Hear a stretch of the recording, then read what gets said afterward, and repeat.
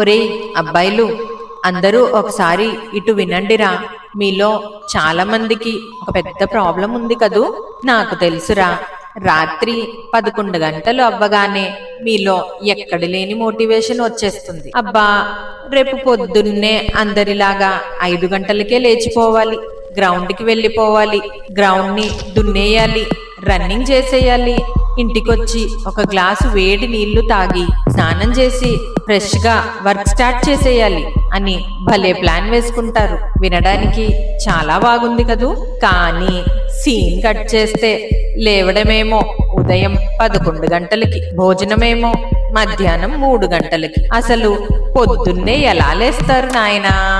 రాత్రి పడుకునే ముందు ఆ బిర్యానీలు ఒకటి, ఇక అది అరగక నిద్ర పట్టక ఆ బెడ్ మీద అటు ఇటు దొర్లుతూ ఆ మొబైల్ చూసుకుంటూ కూర్చుంటే ఉదయం ఎలా లేస్తారా బాబు?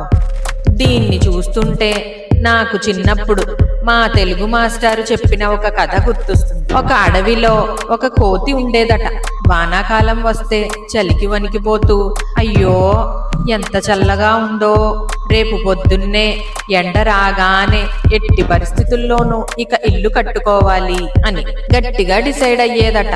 తీరా ఉదయం ఎండ రాగానే ఆ చలి అంతా మర్చిపోయి చెట్ల మీద గెంతుతూ జల్సాగా ఆడుకునేదట. మళ్ళీ రాత్రి వాన రాగానే మళ్ళీ సేమ్ డైలాగ్, రేపు ఖచ్చితంగా ఇల్లు కట్టేస్తా అని. అరే మీరు కూడా ఆ కోతిలాగానే తయారయ్యారు రా.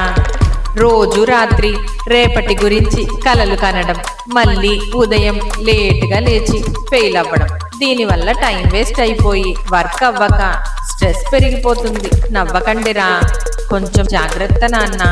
ఇలాగే కంటిన్యూ అయితే హెల్త్ కూడా పాడైపోతుంది. మీలో ఎంతమంది ఆ కోతిలాగా రేపు మారతా అని రోజు పోస్ట్పోన్ చేస్తున్నారో మీకోసమేరా ఈ వీడియోస్. నెక్స్ట్ వీడియోలో ఈ లేట్ నైట్ మొబైల్ ప్రాబ్లం నుండి ఉదయం లేవలేకపోవడం వరకు ఎలా బయటపడాలో చాలా ఈజీ సొల్యూషన్స్ చెప్తాను. రెడీగా ఉండండి.